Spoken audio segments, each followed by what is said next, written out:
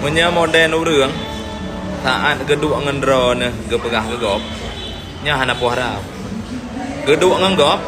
pasti gepegah geron ka pasti terduh pertanyaan gepegah geron nyan model urang menyabak cerita menyanganlung jet lebih kurang betul hana telah gak nyan pegah lebih ke nyan kurang ke gedenya hana pupu tetapi menyalubeh ke gedenya kurang ke genyan ya dong bekong nyan modern urang-urang yang pegah dro long urang jujur ana pohireun